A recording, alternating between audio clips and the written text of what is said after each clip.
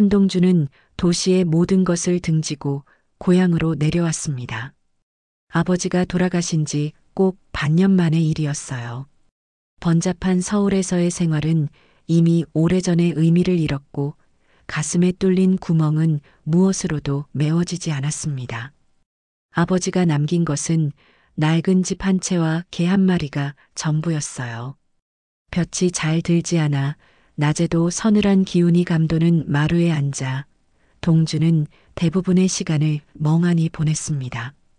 창밖으로 보이는 산의 능선은 아버지가 평생을 바라보던 풍경이었지만 지금의 동준에게는 그저 거대한 무덤처럼 느껴질 뿐이었죠. 아버지와 그의 관계는 살갑지 못했습니다. 무뚝뚝하고 엄하기만 했던 아버지는 평생을 저 산에 미친 사람처럼 보였어요. 지질학자라는 직업 때문이라고 하기엔 산을 대하는 아버지의 태도에는 무언가 다른 경외와 집착에 가까운 감정이 서려 있었습니다. 동주는 그런 아버지를 이해하지 못했고 이해하려 하지도 않았죠. 그래서 마지막이 될 줄 몰랐던 통화에서도 살가운 말 한마디 건네지 못했습니다. 그 후에는 둔중한 납덩이처럼 동준의 가슴을 짓눌렀어요. 이 적막한 집에서 유일하게 온기를 가진 생명체는 백구였습니다. 아버지가 살아생전 자식보다 더 아꼈던 영리하고 기품 있는 진돗개였죠. 새하얀 털에 영민한 눈을 가진 백구는 동준의 무기력한 그림자처럼 곁을 맴돌았습니다. 동준이 끼니를 거르고 마루에 앉아 있으면 백구는 제 밥그릇을 물어와 그의 발치에 내려놓기도 했어요.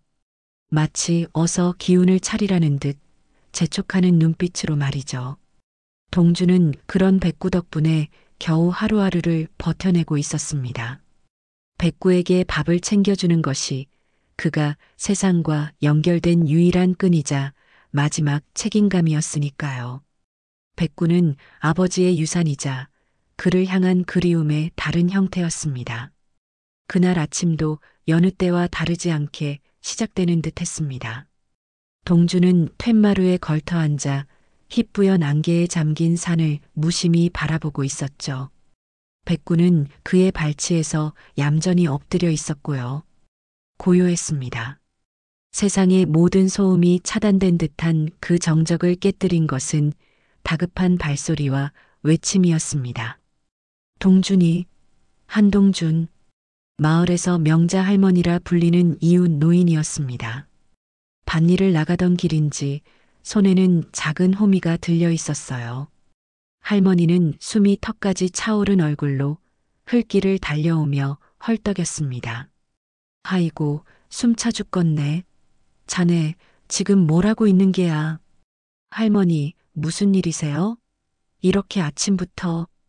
동주는 무덤덤하게 자리에서 일어났습니다. 할머니의 절박한 표정에도 그의 마음은 크게 동요하지 않았어요. 모든 감정이 마모된 사람처럼 말이죠. 하지만 이어지는 할머니의 말은 그의 뇌리를 망치로 후려치는 듯 했습니다. 그놈에게 자네 아버지가 그리 아끼던 그 백구란 놈이 지금 산에서 할머니는 차마 말을 잇지 못하고 뒷산을 가리키며 발을 동동 굴렀습니다. 동준의 심장이 차갑게 내려앉았어요. 산에서요? 백구가 왜요? 자네 아버지 무덤. 그 무덤을 그놈이 다 파헤치고 있단 말이야. 내가 내 눈으로 똑똑히 봤네. 순간 동주는 자신이 무슨 말을 들었는지 이해할 수 없었습니다. 귀가 먹먹해지고 세상이 빙글 도는 것 같았죠. 백구가 아버지의 무덤을? 그럴 리가 없어요. 백구는 아버지가 돌아가셨을 때 며칠 동안 밥도 먹지 않고 아버지의 방 앞을 지키던 녀석입니다. 그런 녀석이 아버지의 안식처를 훼손할 리가 없었습니다. 아닙니다, 할머니. 잘못 보셨을 거예요. 백구는 여기. 동주는 자신도 모르게 발치를 내려다보았습니다. 하지만 그곳은 비어 있었어요. 늘 그의 곁을 지키던 백구의 모습이 보이지 않았습니다. 아침 안개가 짙어 언제 사라졌는지조차 알지 못했던 것이죠. 온몸의 피가 싸늘하게 식는 기분이었습니다. 배신감과 분노가 뒤섞인 감정이 목구멍까지 치밀어 올랐어요. 그는 할머니에게 무어라 대답할 겨를도 없이 헛간에 세워져 있던 굵은 나뭇가지를 움켜쥐고 산을 향해 미친 듯이 달리기 시작했습니다. 감히 내 아버지를, 그리고 나를, 그 작은 짐승이 감히 모든 것을 기만했단 말인가. 용서할 수 없다는 생각만이 머릿속을 가득 채웠습니다. 숨가쁘게 산길을 올랐습니다. 익숙했던 오솔길이 그날따라 유독 멀고 험하게 느껴졌어요. 아버지의 무덤은 산 중턱, 양지 바른 곳에 자리하고 있었습니다. 동준의 거친 숨소리와 나뭇가지를 스치는 바람 소리만이 가득한 길이었죠. 마침내 시야가 트이고 소나무 몇 그루 아래 자리한 봉분이 눈에 들어왔을 때 동준은 그 자리에 얼어붙고 말았습니다. 명자 할머니의 말은 사실이었습니다. 곱게 쌓아 올렸던 봉분의 한쪽이 처참하게 파헤쳐져 있었어요. 새로 덮었던 잔디는 갈기갈기 찢겨 나뒹굴었고 황토 흙이 사방으로 흩어져 있었습니다. 그리고 그 중심에 온몸이 흙투성이가 된 백구가 있었습니다. 백구는 멈추지 않고 앞발로 미친 듯이 흙을 파내고 있었죠. 제 주인이 다가온 것도 모르는 채 무언가에 홀린 듯한 모습이었습니다. 백구야. 동준의 목소리는 분노로 갈라져 나왔습니다. 그 소리에 백구는 마침내 동작을 멈추고 고개를 들었어요. 녀석의 새하얀 털은 흙먼지로 뒤덮여 회색빛이 되어 있었고 코와 주둥이 주변은 흙으로 범벅이 되어 있었습니다. 동주는 손에 쥔 나뭇가지를 고쳐 잡고 천천히 다가갔습니다. 차가운 분노가 머리끝까지 차올라 이성이 마비될 지경이었죠. 내가 어떻게 해? 한 걸음, 두 걸음. 백구와의 거리가 좁혀졌습니다. 동주는 매질을 하기 위해 나뭇가지를 높이 치켜들었어요. 그런데 바로 그 순간이었습니다. 백구는 도망가거나 위협적으로 짖거나 혹은 복종의 자세를 취하지도 않았습니다. 그저 흙먼지 속에서 헐떡이며 동준을 똑바로 바라볼 뿐이었어요. 그 눈에는 광기나 포악함이 없었습니다. 대신 그 안에는 필사적인 무언가가 담겨 있었죠. 마치 제발 이리 와서 보라고, 내가 왜 이러는지 제발 알아달라고 애원하는 듯한 절박하고도 영민한 빛이었습니다. 동주는 자신도 모르게 치켜들었던 팔을 멈췄습니다. 백구의 그 눈빛이 걷잡을 수 없던 분노에 찬물을 끼얹은 것이죠. 백구는 동준이 공격 의사를 거둔 것을 확인하자 짧게 낑소리를 내며 고개를 돌려 자신이 파헤친 구덩이를 앞발로 툭툭 쳤습니다. 그리고 다시 동준을 바라보았어요. 그 명백한 의사표시에 동준은 손에 들고 있던 나뭇가지를 힘없이 떨어뜨렸습니다. 분노가 가라앉자 처참한 광경 너머에 무언가가 보이기 시작했습니다. 백구는 왜 하필 이곳을 팠을까요? 동준은 홀린 듯 파헤쳐진 무덤으로 다가갔습니다. 혹시 멧돼지 같은 짐승이 먼저 무덤을 훼손했고 백구가 그 흔적을 쫓아온 것은 아닐까 하는 생각도 스쳤죠. 하지만 주변에는 다른 짐승의 발자국이 없었습니다. 오직 백구의 발자국뿐이었어요. 그는 파헤쳐진 흙더미 앞에 무릎을 꿇었습니다. 유골함은 봉분 깊숙한 곳에 안치했으니 아직 괜찮을 것이라 스스로를 다독였죠. 흙냄새와 축축한 풀냄새가 코를 찔렀습니다. 그때였습니다. 백구가 파헤친 흙더미 속 아직 땅에 반쯤 박혀있는 무언가에 시선이 닿았습니다. 햇빛을 받아 둔탁하게 반사되는 금속의 질감이었어요. 동주는 잠시 망설이다가 조심스럽게 손을 뻗어 흙을 걷어내기 시작했습니다. 손가락 끝에 차갑고 단단한 감촉이 느껴졌어요. 그것은 돌도 나무뿌리도 아니었습니다. 점점 그 형태가 드러나자 동준의 눈은 커다랗게 뜨였습니다. 그것은 가로세로 한 뼘 남짓한 크기의 낡고 녹슨 철제 상자였습니다. 오래된 자물쇠가 단단히 채워져 있었죠. 너무나도 생경한 물건이었습니다. 아버지의 무덤을 만들 때 그곳에는 분명 아무것도 없었어요. 그렇다면 아버지가 혹은 누군가가 의도적으로 이것을 유골함과 함께 묻었다는 뜻이 됩니다. 동주는 상자를 두 손으로 들어 올렸습니다. 묵직한 무게가 고스란히 전해져 왔죠. 그는 상자를 든 채 망연히 앉아 있었습니다.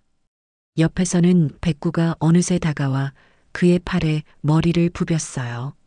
녀석의 몸에서 풍기는 흙냄새가 더 이상 역겹게 느껴지지 않았습니다. 백구는 무덤을 파헤친 것이 아니었어요. 이 상자를, 이 안에 담긴 아버지의 비밀을 자신에게 알려주려 했던 것입니다. 차가운 아침 공기 속에서 동주는 상자를 든 채 한참을 앉아 있었습니다. 이제 아버지의 죽음은 그저 슬픔과 후회의 마침표가 아니게 되었어요. 그것은 거대한 물음표가 되어 그의 눈앞에 나타났습니다. 산은 침묵하고 있었지만 마치 모든 것을 알고 있다는 듯 그를 굽어보고 있었죠. 동주는 자리에서 일어났습니다.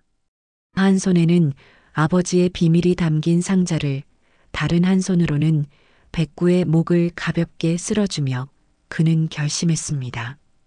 이 산 전체를 사들이기 시작해야겠다고. 이 미스터리의 끝을 보기 전까지 아버지의 마지막 흔적을 그 누구에게도 내어줄 수 없다는 강렬한 예감이 그의 온몸을 휘감았습니다. 집으로 돌아오는 동준의 발걸음은 무겁고도 빨랐습니다. 그의 머릿속은 온통 방금 파낸 철제 상자에 대한 생각으로 가득 차 있었죠. 묵직하게 들린 상자의 무게가 마치 아버지의 침묵했던 세월의 무게처럼 느껴졌습니다. 문을 열자 익숙한 냉기가 그를 반겼어요. 그는 신발을 벗는 둥 마는 둥 하고 곧장 마루로 향했습니다. 그리고 낡은 탁자 위에 먼지와 흙이 묻은 상자를 조심스럽게 내려놓았죠. 백구는 그런 동준의 옆에 바싹 붙어 앉아 꼬리를 내린 채 상자와 동준을 번갈아 쳐다보았습니다. 마치 자신의 임무가 끝났다는 것을 알지만 그 결과가 어떻게 될지 긴장하며 지켜보는 충직한 부하의 모습 같았어요. 동준은 백구의 머리를 한번 쓰다듬어 주었습니다. 이제 더 이상 백구에게 분노나 배신감은 느껴지지 않았습니다. 대신 미안함과 고마움이 그 자리를 채웠죠. 상자는 생각보다 더 단단히 잠겨 있었습니다. 표면을 뒤덮은 붉은 녹은 세월의 흔적을 고스란히 보여주었고 자물쇠는 열쇠 구멍조차 제대로 보이지 않을 만큼 부식되어 있었어요. 동주는 손으로 잡아당겨도 보고 흔들어도 보았지만 상자는 꿈쩍도 하지 않았습니다. 안에서 무언가 묵직한 것이 굴러다니는 소리만 희미하게 들려올 뿐이었죠. 그는 잠시 고민하다 창고로 향했습니다. 아버지의 손때가 묻은 낡은 공구함은 그 자리에 그대로 있었어요. 동주는 그 안에서 가장 튼튼해 보이는 망치와 정을 꺼내 들었습니다. 다시 마루로 돌아온 그는 심호흡을 한 번 했습니다. 아버지의 비밀을 강제로 열어젖히는 행위에 대한 일말의 죄책감이 들었지만 이제 와서 멈출 수는 없었어요. 아버지가 이 상자를 무덤에까지 가져간 이유, 그리고 백구가 이토록 필사적으로 그것을 파내려 한 이유를 알아야만 했습니다. 그는 자물쇠의 연결 부분에 정을 대고 망치를 높이 들어 올렸습니다. 쾅! 귀를 찢는 쇳소리가 고요한 집안을 울렸습니다. 백구가 놀라 움찔했지만 자리를 피하지는 않았어요. 자물쇠는 쉽게 부서지지 않았습니다. 동주는 다시 한 번, 그리고 또 한 번 땀을 흘리며 망치질을 계속했습니다. 몇 번의 시도 끝에 마침내 쩍 하는 소리와 함께 녹슨 자물쇠의 고리가 힘없이 부러져 나갔습니다. 동주는 망치를 내려놓고 떨리는 손으로 상자의 뚜껑을 잡았습니다. 끼익하는 마찰음과 함께 수십 년은 좋게 되었을 상자의 내부가 마침내 모습을 드러냈어요. 그의 심장은 세차게 방망이질했습니다. 그 안에는 그가 상상했던 금은 보화나 현금 뭉치는 들어있지 않았습니다. 대신 기름종이에 여러 겹 쌓인 꾸러미 2개와 손바닥만 한 메모지 1장이 전부였죠. 실망감보다는 더 큰 호기심이 밀려왔습니다. 그는 먼저 메모지를 집어들었습니다. 세월의 발에 누렇게 변한 종이 위에는 힘있지만 어딘가 급하게 쓴 듯한 아버지의 필체가 남아 있었습니다. 사는 약속을 기억한다. 너무나도 짧고 함축적인 문장이었습니다. 약속이라니 대체 무슨 약속을 말하는 것일까요? 동주는 고개를 갸웃하며 첫 번째 꾸러미를 조심스럽게 풀었습니다. 기름 종이를 몇 겹 걷어내자 잘 접힌 낡은 종이 1장이 나왔습니다. 펼쳐보니 그것은 지형과 등고선이 빼곡하게 그려진 산의 지도였어요. 일반적인 등산 지도가 아니었습니다. 아버지가 직접 손으로 그린 듯한 지도에는 현재는 사라진 길과 공식 지도에는 없는 기호들, 그리고 특정 지역에 붉은색으로 덧칠한 표시들이 가득했습니다. 동주는 단번에 그것이 자신이 매일 보는 뒷산의 지도라는 것을 알 수 있었죠. 마지막 남은 꾸러미는 제법 묵직했습니다. 동주는 마른 침을 삼키며 조심스럽게 포장을 풀었어요. 그 안에는 검은 벨벳 천에 쌓인 손가락 한마디만 한 크기의 광물 샘플 3개가 들어 있었습니다. 하나는 짙은 푸른빛을 띠며 유리처럼 반짝였고 다른 하나는 표면에 금빛 가루가 박힌 듯 희미한 광채를 냈으며 마지막 하나는 결을 따라 얇게 쪼개지는 특이한 형태의 검은 돌이었습니다. 생전 처음 보는 광물들이었죠. 이것이 대체 무엇이기에 아버지는 이 돌멩이들을 땅속 깊이 묻어두었던 걸까요? 지도와 광물, 그리고 의문의 메모. 동주는 3가지 단서를 탁자 위에 펼쳐놓고 한참을 바라보았습니다. 그때 그의 뇌리 속에서 잊고 있던 기억의 파편 하나가 떠올랐어요. 아주 어릴 적 아버지의 연구실에 몰래 들어갔다가 본 풍경이었습니다. 아버지는 그때도 오늘 그가 본 것과 비슷한 돌멩이들을 확대경으로 들여다보고 있었죠. 그리고 창밖의 산을 보며 혼잣말을 했습니다. 거의 다 왔는데 약속을 지킬 수 있을 텐데 어린 동주는 그저 아버지가 이상한 돌멩이를 좋아하는 별난 사람이라고만 생각했습니다. 하지만 이제 와 생각하니 모든 것이 연결되는 듯 했어요.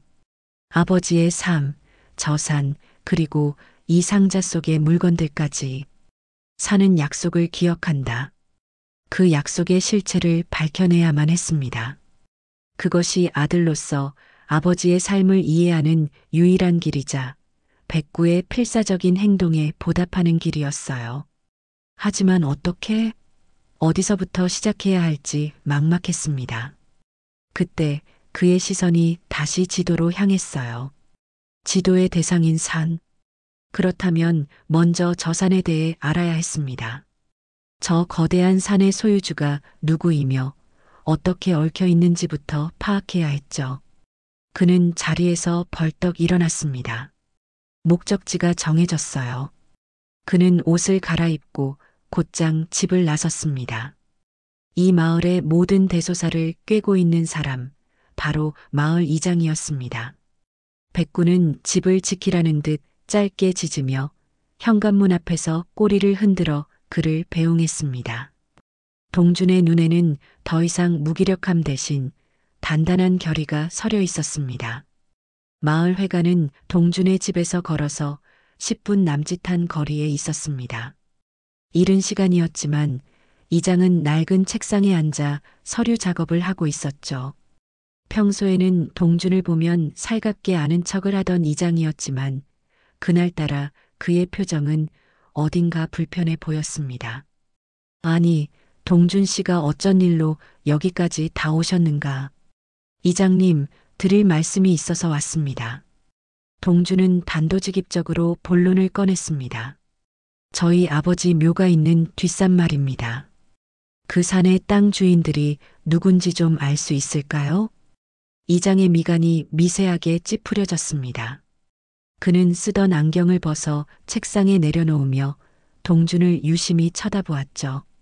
산은 왜 갑자기? 설마 자네도? 아니, 아무것도 아니네. 근데 그건 왜 묻는 건가?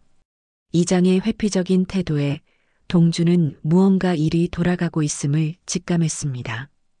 개인적인 사정이 좀 있습니다. 제가 그 산의 땅들을 좀 사들여 볼까 해서요. 동준의 말에 이장은 화들짝 놀라며 자리에서 거의 일어날 뻔했습니다. 자네 지금 제정신인가? 그 산을 사겠다고? 자네가 무슨 돈이 있어서. 그리고 이미. 이장은 말을 하다 말고 입을 꾹 다물었습니다. 동준은 그 짧은 침묵의 의미를 놓치지 않았어요. 이미 뭐라도 진행되고 있는 겁니까? 동준의 추궁에 이장은 깊은 한숨을 내쉬었습니다. 더 이상 숨길 수 없다고 판단한 모양이었죠. 사실은 서울에 있는 큰 건설사에서 그 산 전체를 사들이고 있네. 태산개발이라고 들어는 봤는가? 태산개발. 동준도 들어본 적 있는 이름이었습니다. 공격적인 M&A와 대규모 리조트 개발로 유명한 업계의 공룡 같은 회사였죠. 리조트를 짓는다고 하더군. 온천을 개발하고 골프장이랑 호텔까지 짓는다고 온 마을이 들썩이고 있어.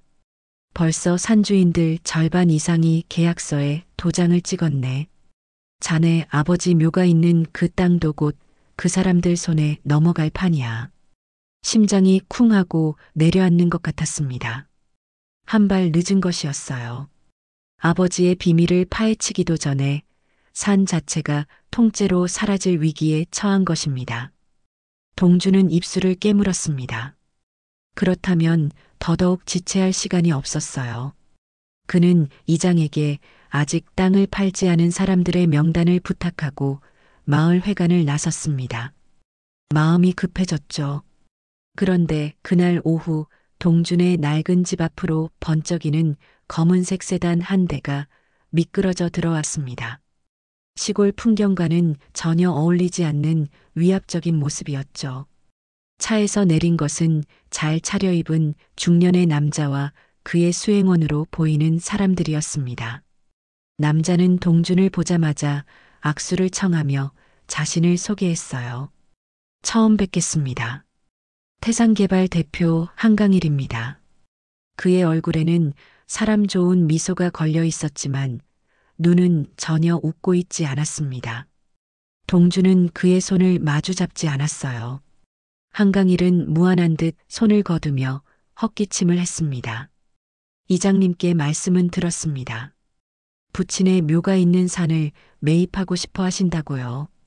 내 땅에 내가 뭘 하든 당신이 상관할 바는 아닌 것 같은데요. 동준의 쌀쌀맞은 대꾸에 한강일의 입꼬리가 미세하게 비틀렸습니다. 물론입니다. 하지만 한동준 씨 세상일이라는 게 뜻대로만 되지는 않더군요. 우리는 이 지역 발전을 위해 큰 그림을 그리고 있습니다. 고작 묘 하나 때문에 전체 프로젝트를 수정할 수는 없는 노릇이고요. 그는 품에서 수표책을 꺼내 보였습니다. 이 땅 시세의 5배를 드리겠습니다. 아버님 묘는 저희가 근사한 공원묘지로 이장해 드리고요. 아들로서도 더 좋은 조건 아닙니까? 낡고 초라한 산 중턱보다는 훨씬 나을 텐데요. 그의 말 한마디 한마디에는 동준의 아픔과 추억을 돈으로 재단하는 오만함이 묻어 있었습니다. 동준은 주먹을 꽉 쥐었습니다. 당신 눈에는 그저 낡고 초라한 산으로 보이겠지만 나에게는 돈으로 살 수 없는 곳입니다. 그러니 돌아가 주시죠. 한강일의 표정에서 미소가 완전히 사라졌습니다. 그는 차가운 눈으로 동준을 위아래로 훑어보았죠. 젊은 사람이 감상에 젖어 현실을 외면하는군. 좋습니다. 하지만 후회하게 될 겁니다.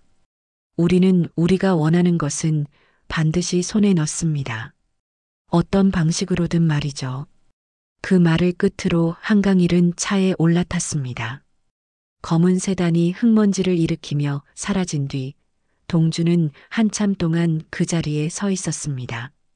이것은 단순한 땅 매입 경쟁이 아니었어요. 아버지의 유산을 둘러싼 전쟁의 서막이었습니다. 동주는 더 이상 망설이지 않았습니다. 그는 곧장 자신의 통장에 있던 돈과 아버지가 남긴 얼마 안 되는 유산을 모두 현금으로 찾았습니다. 그리고 이장이 알려준 명단을 들고 아직 땅을 팔지 않은 마을 어른들을 찾아다니기 시작했죠. 대부분은 태산개발이 제시한 거액에 마음이 흔들리고 있었지만 몇몇은 대기업이 들어와 산을 망가뜨리는 것을 탐탁지 않게 여기고 있었습니다. 동주는 그 중에서도 가장 마음이 흔들리고 있던 박씨 할아버지를 찾아갔어요. 그의 땅은 아버지의 묘 바로 옆에 붙어 있는 작은 잣나무 숲이었습니다. 어르신, 저도 압니다. 태산개발이 큰 돈을 준다는 거. 하지만 저에게는 그 돈보다 이 산을 지키는 게 더 중요합니다. 동주는 자신의 전 재산이 담긴 돈 가방을 내려놓으며 진심으로 호소했습니다. 태산개발이 주는 만큼은 못 드립니다. 하지만 어르신이 평생 갖고 온 이 숲이 저나 어르신 같은 사람들의 손에 남았으면 좋겠습니다. 돈이 아니라 마음을 보고 팔아주십시오. 박씨 할아버지는 한참 동안 말이 없었습니다. 그는 동준의 눈과 돈가방을 번갈아 쳐다보더니 깊은 주름이 팬 손으로 동준의 손을 툭 쳤습니다. 자네 부친이 생각나는구만. 그 양반도 늘 저 산을 보며 그런 눈을 하고 있었지. 알겠네. 돈이야 있다가도 없는 것이지만 저 산은 한번 파헤치면 그만이야. 자네한테 팔겠네. 그렇게 동주는 자신의 첫 번째 땅을 손에 넣었습니다. 고작 수백 평 남짓한 작은 잣나무 숲이었지만 그것은 태산이라는 거대한 골리앗을 향해 던진 다윗의 첫 번째 돌멩이였습니다. 계약서에 도장을 찍고 나오는 길, 동주는 저 멀리 산을 올려다보았습니다. 아버지, 보고 계십니까? 이제 막 시작입니다. 당신의 약속을 제가 반드시 지켜내겠습니다. 첫 번째 땅을 매입한 후 동준의 일과는 완전히 달라졌습니다. 그는 더 이상 셔터를 내린 가게처럼 집에만 틀어박혀 있지 않았어요. 매일 아침 동이 트면 그는 아버지의 낡은 등산 배낭을 메고 백구와 함께 산으로 향했습니다. 배낭 안에는 물과 간단한 식량, 그리고 아버지의 비밀이 담긴 지도가 들어 있었죠. 산에 오르는 그의 발걸음은 더 이상 무기력하지 않았습니다. 그는 이제 슬픔에 잠긴 아들이 아니라 미지의 지도를 해독해야 하는 탐험가였어요. 아버지의 지도는 놀라울 정도로 정교했습니다. 하지만 일반적인 등산로와는 전혀 다른 길을 그리고 있었죠. 사람들이 다니지 않아 덤불과 잡목으로 뒤덮인 옛길, 작은 계곡을 건너는 징검다리의 위치, 심지어는 비바람을 피할 수 있는 바위굴까지 표시되어 있었습니다. 동주는 마치 수십 년 전에 아버지가 남긴 길을 그대로 따라 걷는 듯한 기분에 휩싸였습니다. 더욱 놀라운 것은 백구의 행동이었습니다. 백구는 마치 그 지도를 읽을 수라도 있는 것처럼 동준을 이끌었습니다. 갈림길이 나오면 망설임 없이 지도에 표시된 방향으로 먼저 달려나갔고 동준이 길을 헤맬 때면 낑낑거리며 올바른 길을 알려주었죠. 특히 지도에 붉은색으로 표시된 특정 지점에 가까워지면 백구는 유독 흥분하며 땅 냄새를 맡거나 주변을 맴돌았습니다. 어느 날 백구는 지도에 외로운 소나무라고 적힌 표시 근처에서 멈춰 섰습니다. 그리고는 커다란 바위 아래를 앞발로 긁기 시작했어요. 동주는 호기심에 다가가 흙과 낙엽을 걷어냈습니다. 그러자 바위 표면에 인위적으로 새긴 듯한 작은 기호가 나타났습니다. 지도에 표시된 기호와 똑같은 모양이었죠. 아버지는 산 곳곳에 이런 표식을 남겨두었던 것입니다. 그것은 마치 거대한 보물찾기 지도 같았어요. 동주는 아버지의 치밀함에 감탄하며 동시에 그가 이 산에서 무엇을 찾으려 했는지 더욱 궁금해졌습니다. 그는 지도 위에 아버지의 흔적을 하나씩 확인하며 자신만의 지도를 다시 그려나갔습니다. 그렇게 며칠 동안 산을 헤매던 중 동주는 산 중턱의 너른 터에서 잠시 휴식을 취하고 있었습니다. 그때 약초를 캐러 올라온 명자 할머니와 마주쳤어요. 할머니는 흙투성이가 된 채 지도를 보고 있는 동준의 모습을 보고는 혀를 찼습니다. 쯧쯧, 저러다 산도깨비한테 홀리겠구만. 자네 요새 매일 산에만 오던데 대체 뭘 그리 찾는 게야? 태산 개발인지 뭔지 하는 사람들이 찾는다는 보물이라도 찾나? 마을에는 이미 동준에 대한 이상한 소문이 돌고 있는 듯 했습니다. 동준은 씁쓸하게 웃으며 대답했어요. 보물 같은 거 아닙니다. 그냥 아버지 흔적을 좀 따라가 보고 싶어서요. 그의 대답에 할머니는 잠시 동준을 물끄러미 바라보더니 혼잣말처럼 중얼거렸습니다. 자네 부친도 참 별난 양반이었지. 지질학자라면서 매일 저 산만 팠으니. 그러고 보니 말이야. 할머니는 잠시 생각에 잠기더니 오래된 기억을 꺼내놓았습니다. 아주 옛날 내가 시집 오기 전에는 이 산에 눈물 흘리는 샘이라고 불리는 약수터가 있었네. 물맛이 아주 좋고 가뭄에도 마르지 않아 온 동네 사람들이 길어다 먹었지. 그런데 한 30년 전인가 어느 날 갑자기 물이 뚝 끊겨버렸어. 꼭 눈물을 멈춘 것처럼 말이야. 샘이 말랐다고요? 그렇다니까. 동네 사람들은 산에 전기가 닿아서 그렇다고들 했지.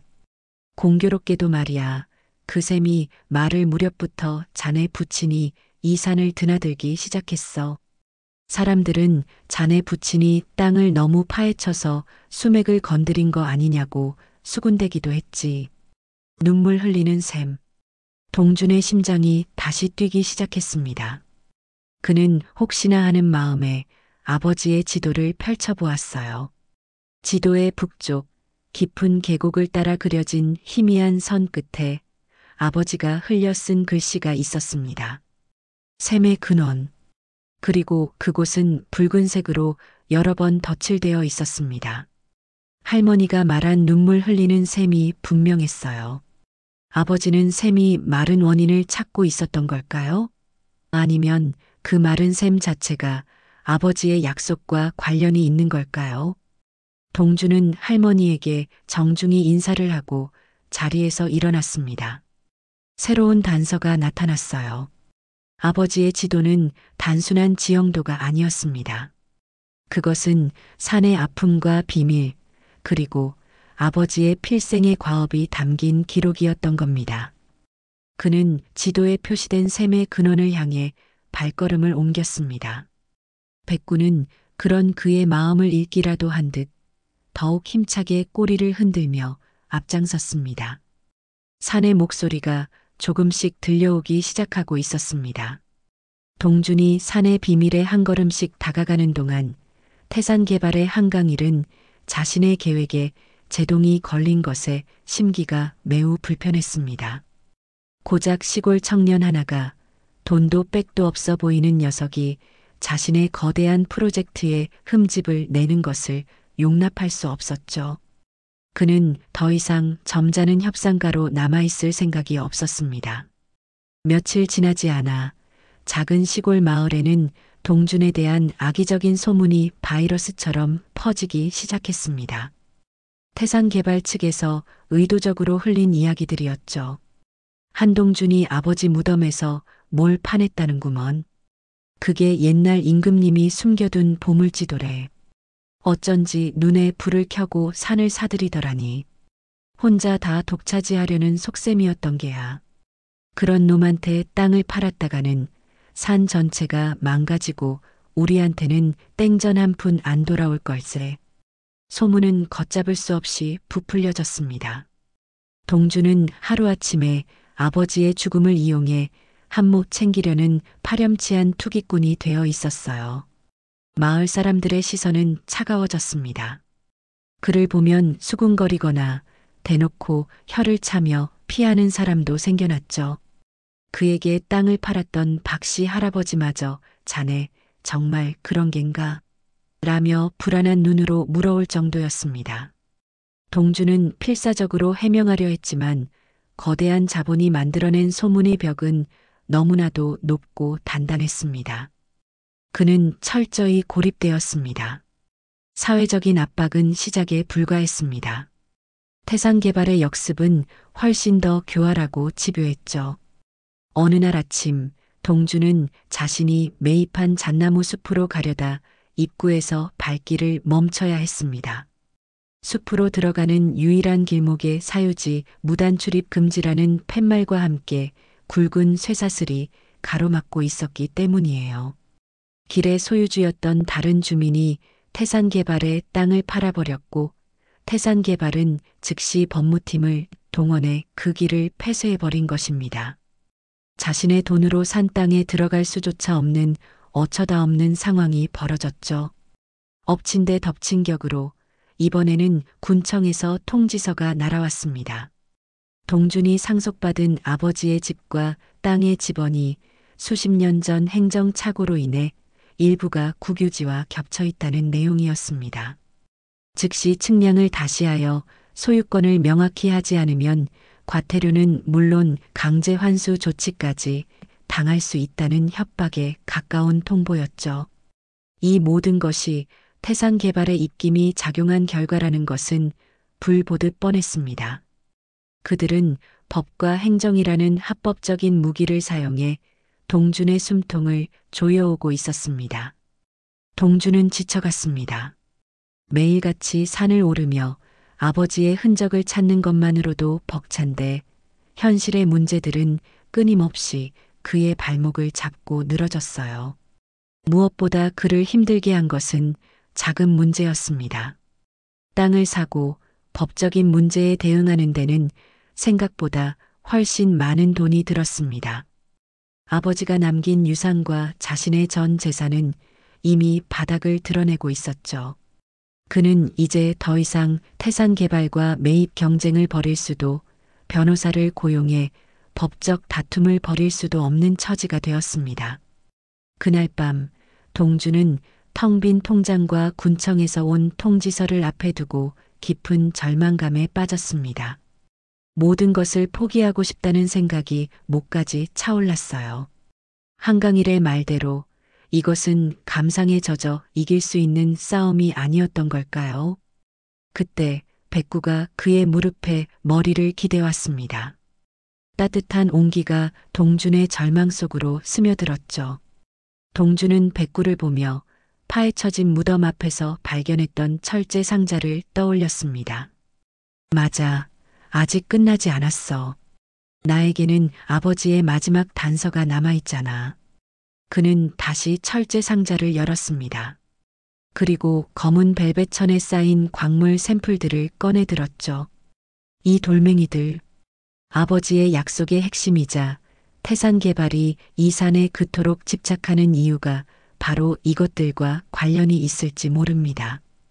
돈도 법도 아닌 이 돌멩이의 정체를 밝혀내는 것이 이 싸움의 본질을 꿰뚫는 유일한 방법일지도 모른다는 생각이 들었어요. 하지만 어떻게? 일개 문외한인 그가 이 광물의 정체를 밝혀낼 방법은 없었습니다. 동주는 아버지의 낡은 서재로 향했습니다. 먼지 쌓인 책들 사이에서 그는 아버지의 낡은 주소록 하나를 발견했습니다. 그리고 그 안에서 익숙한 이름을 찾아냈죠. 김진우 교수. 아버지와 같은 대학에서 근무했으며 학회에서 몇 번 만난 적이 있던 지질학계의 원로였습니다. 아버지가 살아생전 유일하게 자신의 연구에 대해 편하게 털어놓던 동료라고 들었던 기억이 났습니다. 이분이라면 이 돌의 정체를 알 수 있을지도 모릅니다. 동주는 마지막 희망을 걸고 주소록에 적힌 번호로 전화를 걸었습니다. 신호음이 몇 번 울린 뒤 낮고 연륜 있는 목소리가 들려왔습니다. 여보세요. 동주는 마른 침을 삼키고 떨리는 목소리로 입을 열었습니다. 저 김진우 교수님 되십니까? 저는 고 한상철 박사님 아들 한동준이라고 합니다. 수화기 너머로 짧은 침묵이 흘렀습니다.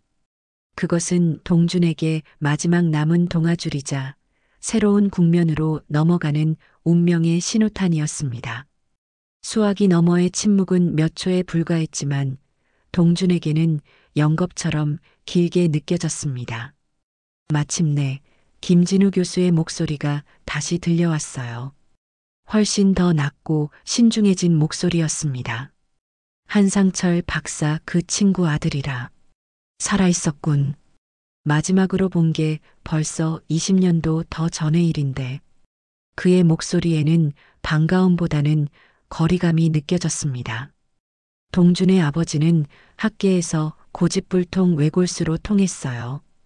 그의 혁신적인 이론들은 당시에는 너무 앞서 나간 탓에 괴짜의 궤변 취급을 받기 일쑤였죠. 결국 그는 스스로 학계를 등지고 고향으로 내려왔습니다. 김 교수는 바로 그 시절의 마지막 증인이었습니다. 교수님, 염치 없는 부탁인 줄 알지만 꼭 보여드리고 싶은 게 있습니다. 아버지께서 남기신 물건입니다. 한 박사가 뭘 남겼단 말인가. 그 친구 모든 연구 자료를 불태우고 내려갔다고 들었는데 김 교수의 목소리는 여전히 회의적이었습니다. 동주는 절박하게 말을 이었습니다. 직접 보셔야 합니다. 글로, 말로는 설명할 수가 없습니다. 제발, 제발 한 번만 만나 주십시오. 동준의 목소리에 담긴 간절함 때문이었을까요? 아니면 옛 친구의 마지막 흔적에 대한 일말의 호기심 때문이었을까요? 수화기 너머에서 김 교수는 길게 한숨을 쉬었습니다.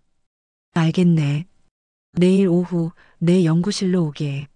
하지만 큰 기대는 말게나. 나도 이제 늙어서 젊은 시절처럼 뜨겁지가 못해. 전화가 끊기고 동주는 안도의 한숨을 내쉬었습니다. 희망의 불씨가 완전히 꺼지지는 않았어요. 그는 그날 밤 뜬 눈으로 밤을 새웠습니다. 아버지의 상자에서 나온 지도와 광물 샘플들을 기름종이와 벨벳천으로 다시 정성껏 포장했죠. 다음 날 새벽 그는 첫 차를 타고 서울로 향했습니다. 백구는 주인의 결연한 의지를 읽었는지 짖거나 보채지 않고 묵묵히 그가 탄 버스가 멀어지는 것을 지켜볼 뿐이었습니다. 김 교수의 연구실은 서울의 한 사립대학 구석진 건물에 자리하고 있었습니다. 방 안은 낡은 책과 지질도 암석 표본들로 발 디딜 틈이 없었어요.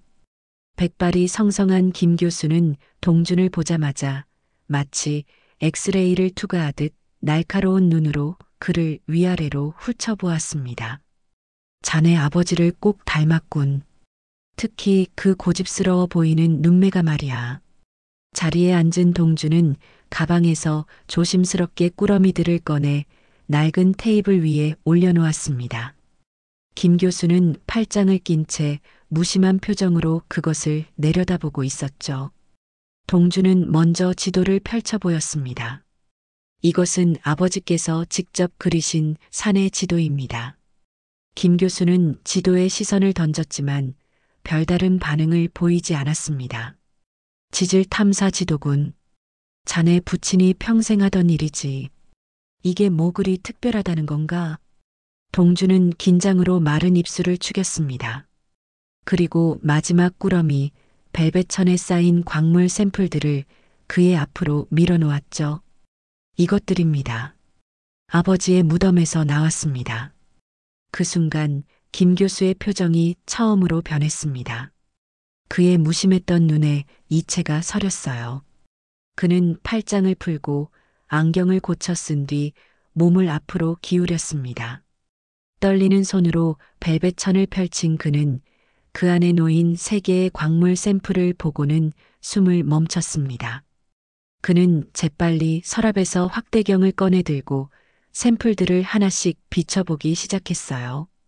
짙은 푸른빛이 도는 돌, 금빛 가루가 박힌 돌, 그리고 얇게 쪼개지는 검은 돌. 그의 확대경이 돌 위를 오갈수록 그의 눈은 점점 더 커졌습니다. 이럴 수가 이건. 김 교수는 중얼거리며 자리에서 벌떡 일어났습니다. 그는 방 안의 거대한 암석 표본장으로 달려가 먼지 쌓인 표본 상자들을 몇 개나 꺼내와 비교하기 시작했어요. 한참 동안 숨막히는 정적이 흘렀습니다. 동주는 마른 침만 삼킬 뿐이었죠. 마침내 김 교수는 지친 듯 의자에 주저앉았습니다. 그의 얼굴에는 회의감 대신 믿을 수 없다는 경의와 흥분이 가득했습니다. 자네 아버지는 대체 어디서 이런 걸 찾아낸 겐가? 이것들은 학계에 보고된 적 없는 완전히 새로운 물질일 가능성이 아주 높아. 특히 이 푸른색 광물은 기존의 어떤 물리 법칙으로도 설명하기 힘든 분자 구조를 가지고 있어. 동준의 심장이 세차게 뛰었습니다. 김 교수는 떨리는 목소리로 말을 이었어요. 한 박사 그 친구가 왜 학회를 떠났는지 이제야 알 것 같군. 그는 자신의 발견을 세상에 빼앗기거나 혹은 시기상조라고 판단했던 게야. 그는 단순한 괴짜가 아니었어.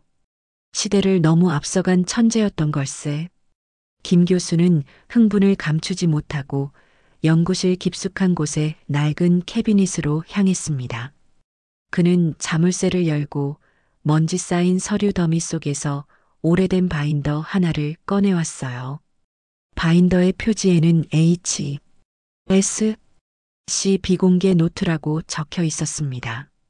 한상철, 동준 아버지의 이니셜이었죠.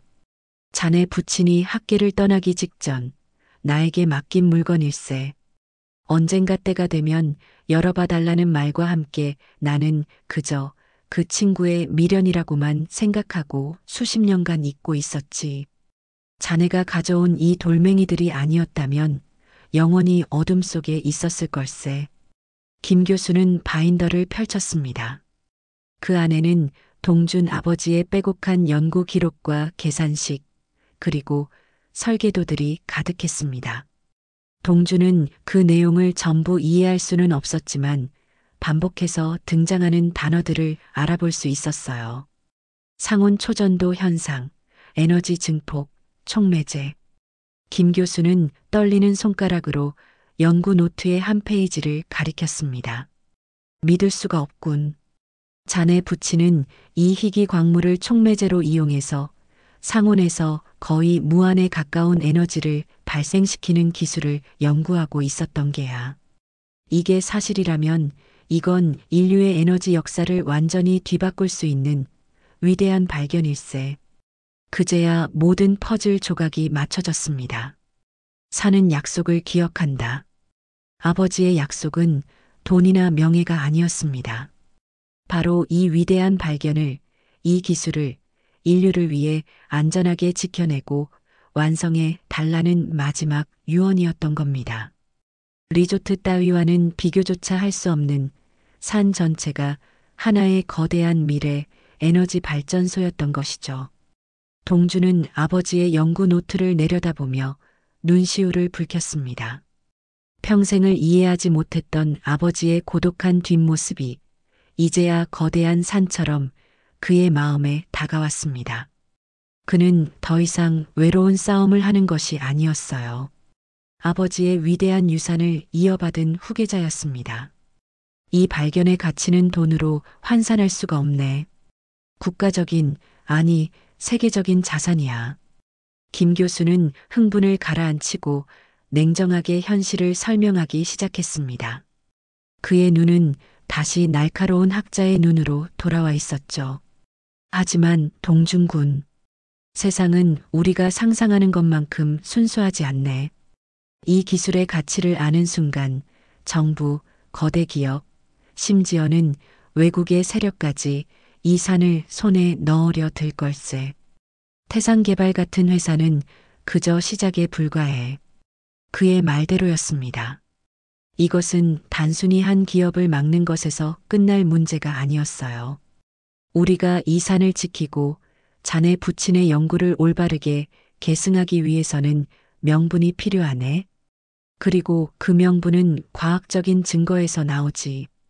우리는 태산 개발보다 먼저 저 산에 이 희귀 광물이 실제로 대량 매장되어 있다는 사실을 공식적으로 입증해야만 하네. 어떻게 하면 됩니까? 코어 샘플을 채취하고 정밀 성분 분석을 거쳐 학회에 보고해야 하네. 그러려면 탐사 장비와 전문 인력, 그리고 무엇보다 시간이 필요하지. 수억 원의 비용과 최소 몇 달의 시간이 걸리는 작업이야. 수억 원. 동준에게는 하늘이 무너지는 듯한 소리였습니다. 그는 이미 전 재산을 땅 매입에 쏟아부은 상태였어요. 동준의 표정을 읽은 김 교수가 그의 어깨를 두드렸습니다. 너무 걱정 말게. 나도 내 퇴직금과 남은 연구비를 모두 쏟아부을 테니 자네 부친에게 진 빚을 이제라도 갚아야지. 노학자의 굳은 의지에 동주는 다시 한번 마음을 다잡았습니다. 그러나 그들이 모을 수 있는 돈은 턱없이 부족했죠. 설상가상으로 태산 개발의 한강일은 동준의 움직임을 놓치지 않고 있었습니다. 동준이 지질학계의 원로인 김 교수를 만났다는 소문은 그의 귀에 즉시 들어갔어요. 한강일은 그저 감상에 젖은 시골 청년이라고 생각했던 동준이 자신들이 어렴풋이 짐작만 하던 산의 진짜 가치에 접근했다는 사실을 깨닫고 초조해지기 시작했습니다. 그는 더 이상 기다릴 여유가 없다고 판단했죠. 며칠 뒤 마을 입구에는 거대한 현수막이 내걸렸습니다. 태산개발 주간, 지역 발전을 위한 정밀 지질 및 환경 영향평가 실시. 마을 방송에서는 연일 평가단의 방문을 알렸고 곧 대규모의 최신 장비들이 산 아래로 속속들이 도착하기 시작했습니다.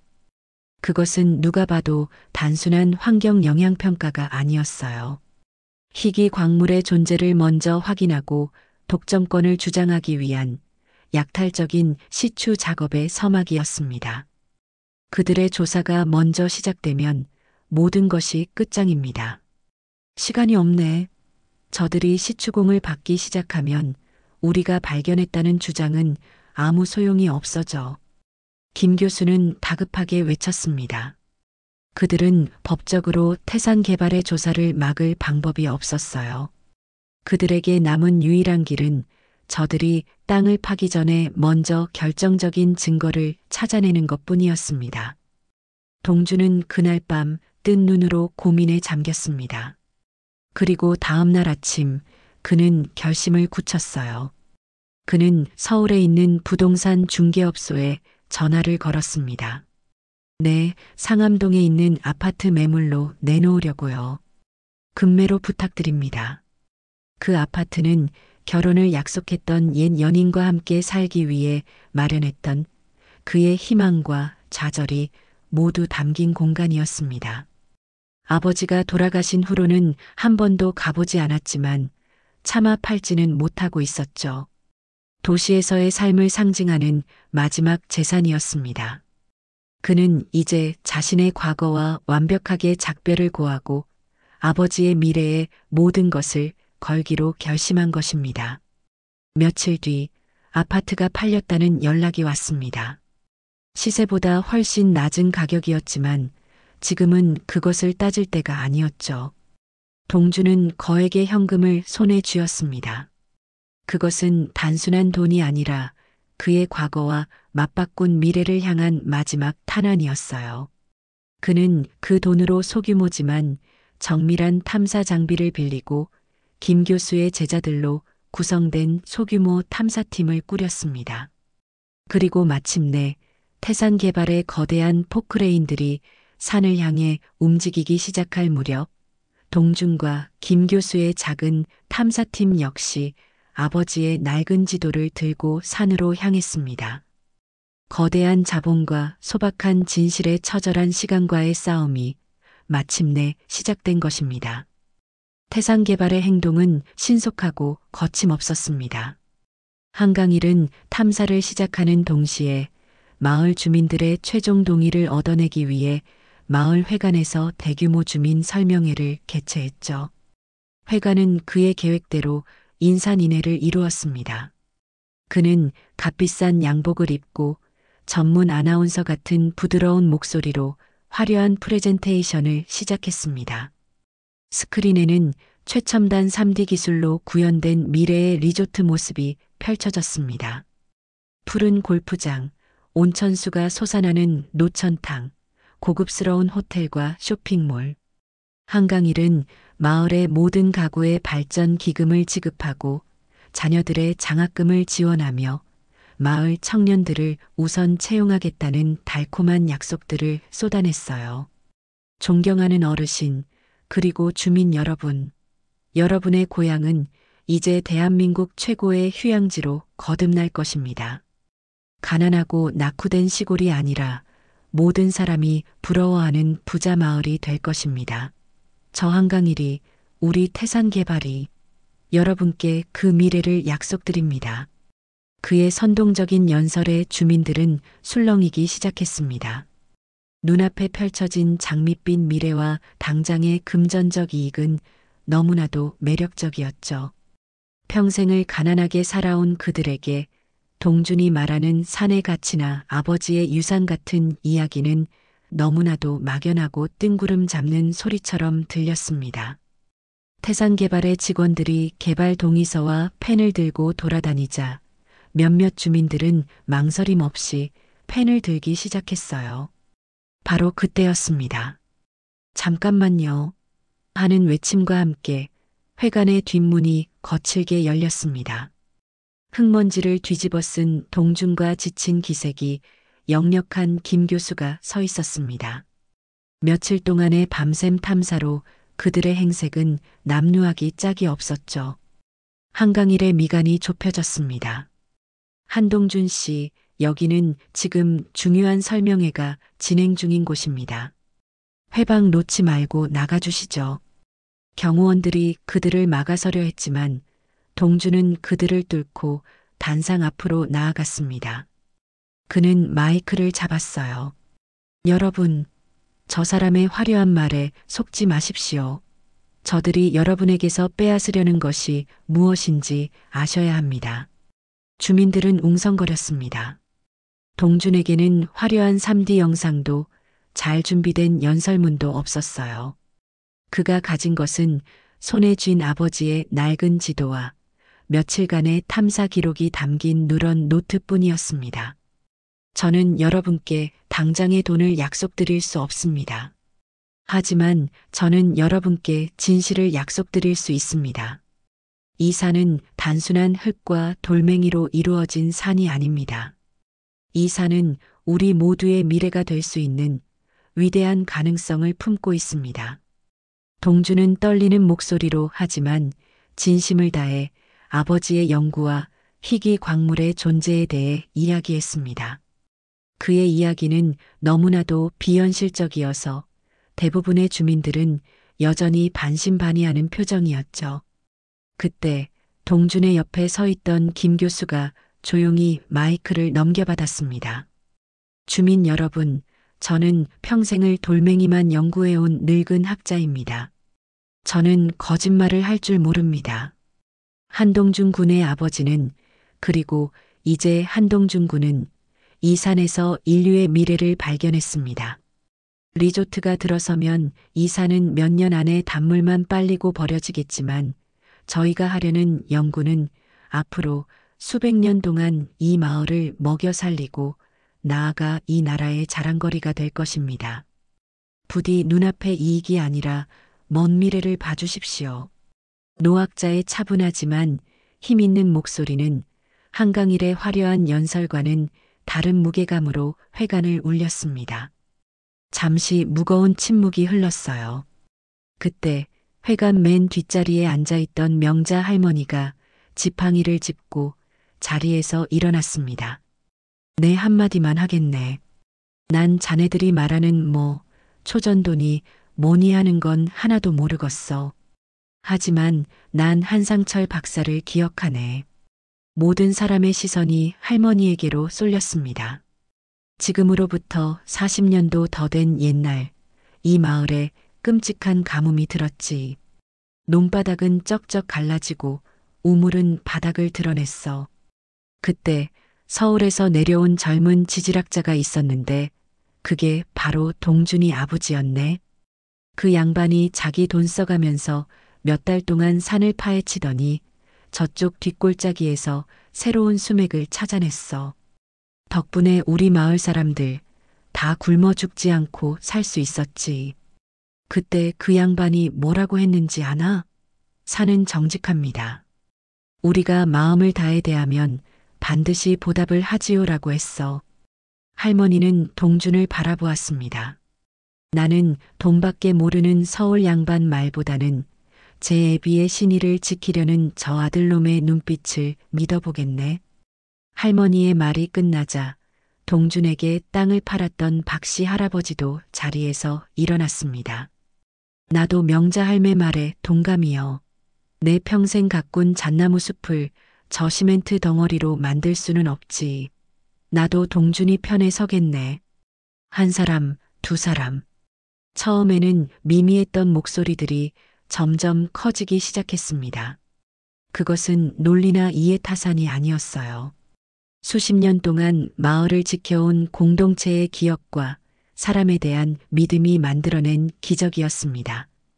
한강일의 얼굴은 분노로 붉게 달아올랐습니다. 그는 상황이 불리하게 돌아가자 동의서를 챙겨 서둘러 회관을 빠져나갔습니다. 동주는 자신을 지지해주는 주민들을 바라보며 뜨거운 눈물이 뺨을 타고 흐르는 것을 느꼈습니다. 그는 혼자가 아니었습니다. 주민들의 마음을 얻은 것은 결정적인 승리였습니다. 마을 이장은 즉시 주민들의 서명을 받아 태산 개발의 시추 작업에 대한 주민 감시 및 환경 영향 평가 공동 검증을 요구하는 민원을 군청에 제출했죠. 여론이 동준에게 유리하게 돌아가자 군청에서도 태산 개발의 독단적인 조사를 즉각 허가할 수 없었습니다. 동준과 김 교수는 마침내 태산 개발의 발을 묶어둘 귀중한 시간을 벌게 된 것입니다. 며칠이 한계일세. 그 안에 반드시 결정적인 증거를 찾아내야 하네. 그들은 한시도 지체할 수 없었습니다. 탐사팀은 곧장 아버지의 지도에 샘의 근원이라고 표시된 곳으로 향했습니다. 그곳은 산에서도 가장 깊고 험한 골짜기였습니다. 며칠간의 고된 탐사 끝에 그들은 마침내 지도에 표시된 지점에 도착했어요. 하지만 그들 눈앞에 펼쳐진 것은 마른 계곡과 잡목이 우거진 절벽뿐이었습니다. 분명 이곳인데 샘의 흔적은 어디에도 보이지 않는군. 김 교수가 실망한 목소리로 말했습니다. 모두가 지쳐 포기하려던 바로 그 순간이었어요. 계속해서 주변을 킁킁거리던 백구가 넝쿨로 뒤덮인 절벽의 한 지점 앞에서 미친 듯이 짖기 시작했습니다. 그러고는 앞발로 필사적으로 넝쿨 아래의 흙을 파헤쳤죠. 백구야, 왜 그래? 동준이 달려가 백구를 말렸지만 백구는 멈추지 않았습니다. 그의 행동에 무언가 있음을 직감한 동준은 넝쿨을 걷어내기 시작했어요. 그러자 그들 눈앞에 놀라운 광경이 펼쳐졌습니다. 넝쿨 뒤에는 사람이 겨우 드나들 수 있을 만한 크기의 작은 동굴 입구가 숨겨져 있었습니다. 입구는 오랜 시간 동안 굴러내려온 듯한 바위와 토사로 반쯤 막혀 있었죠. 찾았어. 바로 여기야. 동준과 탐사팀은 다시 희망을 얻고 가져온 장비들을 이용해 동굴 입구를 막고 있는 바위와 흙을 치우기 시작했습니다. 주민 설명회 때 동준을 지지했던 젊은 청년 몇 명도 소식을 듣고 일손을 보태러 달려왔죠. 모두가 땀으로 범벅이 되어 몇 시간을 작업한 끝에 마침내 동굴 안으로 들어갈 수 있는 길이 열렸습니다. 동굴 내부는 서늘하고 축축했습니다. 손전등 불빛의 의지에 안으로 들어가자 그들은 숨을 삼켰습니다. 동굴 벽면의 한쪽 마치 거대한 용의 핏줄처럼 짙은 푸른빛의 광맥이 선명하게 뻗어 있었습니다. 햇빛 한 줌 들지 않는 어둠 속에서도 스스로 은은한 빛을 내는 듯한 신비로운 광경이었어요. 맙소사 이렇게 노출된 광맥이라니 이건 기적이야. 김 교수는 흥분을 감추지 못하고 광맥의 표면을 조심스럽게 쓸어보았습니다. 그리고 광맥의 아래쪽에서는 바위 틈 사이로 맑은 물이 아주 조금씩 눈물처럼 흘러나오고 있었습니다. 눈물 흘리는 샘의 근원이었던 겁니다. 아마도 오래전 지진이나 산사태로 동굴 입구가 막히면서 샘물도 함께 끊겼던 것이겠죠. 동준과 마을 사람들이 입구를 막던 토사를 치우자 바위 틈에서 흘러나오는 물의 양이 조금씩 늘어나기 시작했습니다. 이것은 그들이 찾던 완벽하고도 결정적인 증거였습니다. 하지만 그들의 승리는 아직 완성되지 않았습니다.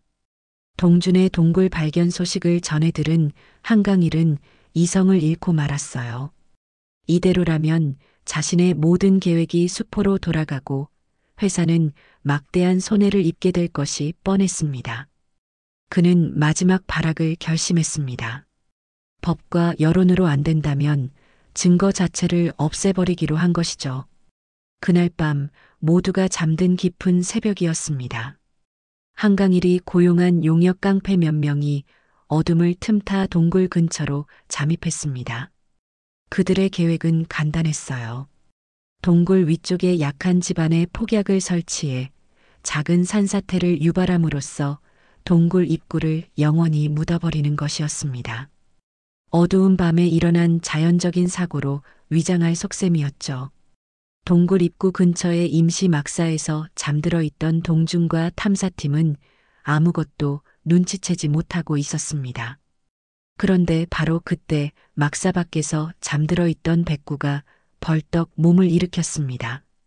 녀석은 코를 벌름거리며 산 위쪽을 향해 사납게 짖기 시작했어요.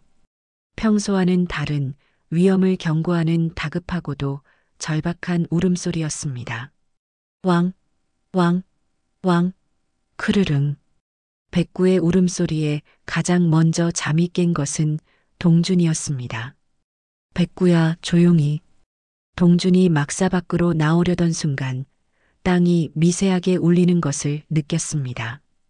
동시에 산 위쪽에서 우르릉 하는 불길한 소리와 함께 돌멩이들이 굴러떨어지기 시작했어요.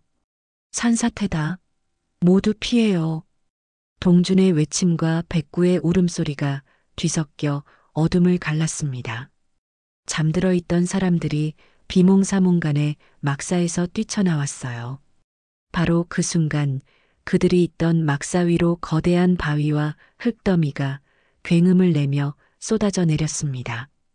아슬아슬한 순간이었죠.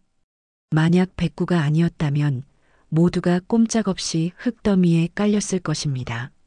산사태의 소란에 놀란 마을 사람들이 횃불과 손전등을 들고 달려왔습니다. 그리고 그들은 산 위쪽에서 황급히 도망치려던 용역 깡패들과 마주쳤죠. 모든 것이 명백해졌습니다. 이것은 자연재해가 아닌 명백한 범죄였습니다. 마을 사람들에게 붙잡힌 깡패들은 곧 모든 것을 실토했고 한강일의 마지막 발악은 그렇게 막을 내렸습니다. 어둠 속에서 흙먼지를 뒤집어 쓴 백구는 동준의 곁에 앉아 꼬리를 흔들었습니다. 녀석은 또 한 번 아버지의 유산과 아들의 목숨을 함께 구해낸 것입니다. 그날 새벽 산을 뒤흔든 굉음과 사람들의 외침은 한밤의 악몽으로 끝나지 않았습니다. 동이 트자마자 작은 시골 마을은 대한민국 전체를 떠들썩하게 만드는 거대한 사건의 중심이 되었어요. 경찰차와 방송국 취재 차량이 좁은 시골길을 가득 메웠고 산사태 현장은 폴리스 라인으로 통제되었습니다. 한강일과 그의 용역들이 현장에서 체포되는 장면은 전국의 아침 뉴스를 장식했죠. 사건의 전말은 생각보다 훨씬 더 추악했습니다. 경찰 조사가 시작되자 한강일의 살인미수 및 증거인멸 혐의뿐만 아니라 태산개발이 그동안 수많은 개발 프로젝트를 진행하며 저질러왔던 온갖 불법과 비리들이 본물 터지듯 쏟아져 나왔습니다.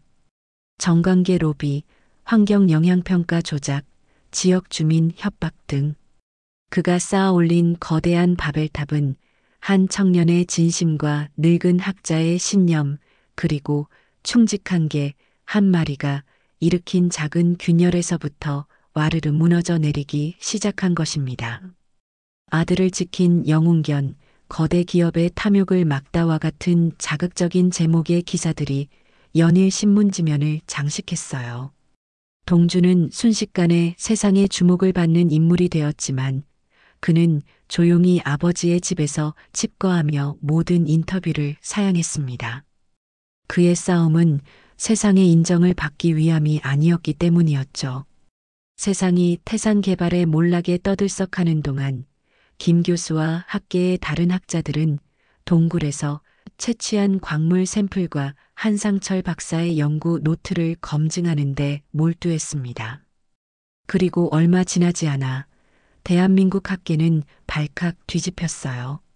한상철 박사의 이론은 사실이었고 그가 발견한 희귀 광물은 인류의 에너지 패러다임을 바꿀 수 있는 그야말로 꿈의 물질이었던 것입니다. 정부는 즉시 해당 산 일대를 국가특별관리구역으로 지정하고 외부인의 출입을 엄격히 통제하기 시작했습니다. 산은 마침내 거대한 자본의 탐욕에서 벗어나 안전하게 보호받게 되었습니다. 모든 것이 제자리를 찾아가는 듯 했지만 동준에게는 마지막 숙제가 남아 있었습니다. 정부와 여러 기업에서 천문학적인 금액을 제시하며 광맥에 대한 권리를 사들이려 했지만 동준은 모두 거절했어요. 아버지의 유산을 돈과 바꾸고 싶지 않았습니다. 그는 김 교수와 함께 자신의 모든 권리를 사회에 환원하는 방법을 찾았습니다. 몇 달 후 동준은 아버지의 이름으로 비영리 연구재단을 설립했습니다. 한상철 미래 에너지 재단. 그 재단의 목적은 산의 무분별한 개발이나 채굴이 아니었습니다. 산의 환경을 온전히 보존하는 것을 최우선으로 희귀 광물의 지속 가능한 활용과 친환경 에너지 기술을 연구하는 것이었죠. 동준이 아파트를 판 돈과 김 교수의 퇴직금, 그리고 마을 주민들이 십시일반 모은 돈으로 시작한 작은 재단은 그 순수한 목적에 감동한 몇몇 양심적인 기업들의 후원과 정부의 지원을 받으며 점차 자리를 잡아갔습니다. 가장 먼저 한 일은 눈물 흘리는 샘의 복원이었습니다. 전문가들의 도움을 받아 동굴 주변의 수맥을 정리하고 환경을 정비하자 수십 년간 말라있던 샘에서는 다시 맑고 시원한 물이 콸콸 쏟아져 나오기 시작했습니다. 마을 사람들은 마치 기적을 본 듯 기뻐하며 샘의 이름을 한상철 박사의 약속의 샘으로 바꾸어 불렀어요. 마을에는 태산개발이 약속했던 화려한 리조트 대신 작지만 의미 있는 연구소와 방문자 센터가 들어섰습니다. 마을 청년들은 그곳에서 연구보조원으로 혹은 산림감시원으로 일하며 안정적인 직장을 얻게 되었죠. 마을은 더 이상 낙후된 시골이 아니라 미래를 연구하는 첨단 과학의 중심지이자 청정 자연의 상징으로 새로운 희망을 키워나가기 시작했습니다. 그리고 1년의 시간이 흘렀습니다. 산은 완연한 평화를 되찾았습니다.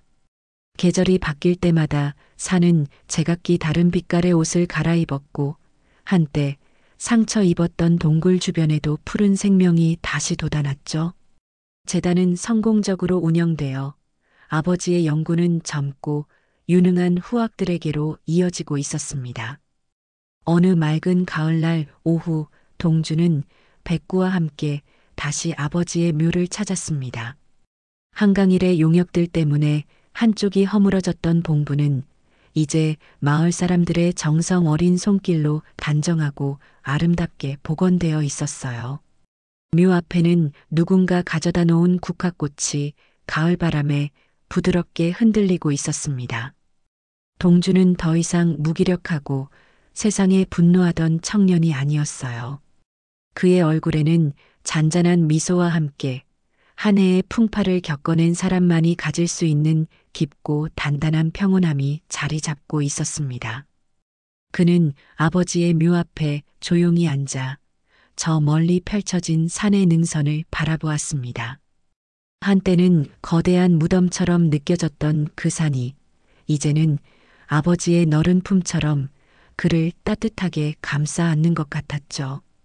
백구는 이제 제법 나이가 들어 예전처럼 기운차게 뛰어다니지는 못했습니다. 녀석은 동준의 옆에 조용히 엎드려 그의 무릎에 턱을 괴었어요. 동준은 그런 백구의 하얀 털을 부드럽게 쓸어주었습니다. 이 모든 여정의 시작이자 가장 충직한 동반자였던 녀석이었죠. 아버지. 동준은 나지막이 입을 열었습니다. 이제야 알겠습니다. 아버지가 평생 이 산을 보며 무슨 생각을 하셨는지, 왜 그토록 고독한 길을 걸으셔야만 했는지 말입니다. 그는 잠시 말을 멈추고 깊은 숨을 들이쉬었습니다. 맑은 소량기가 그의 폐부를 가득 채웠어요. 아버지의 약속, 제가 지켰습니다. 아니, 우리 모두가 함께 지켜냈습니다. 그러니 이제는 편히 쉬세요. 그의 말이 끝나자 마치 기다렸다는 듯 산 위에서부터 시원한 바람이 불어와 소나무 가지들을 부드럽게 스치고 지나갔습니다. 싸아 하는 소리가 마치 모든 것을 알고 있다는 아버지의 따뜻한 대답처럼 들려왔어요. 동주는 눈을 감고 그 바람을 온전히 느꼈습니다.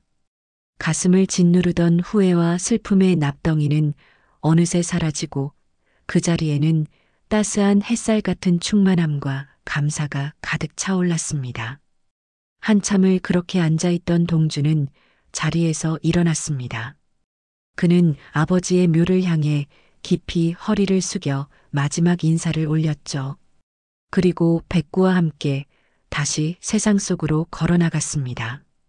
그는 이제 아버지의 유산을 지키는 수호자이자 산의 약속을 이어갈 새로운 시작이었습니다. 저 멀리 약속의 샘에서 솟아난 물이 작은 개울을 이루어 반짝이는 은빛 실처럼 산 아래 마을을 향해 흘러가고 있습니다.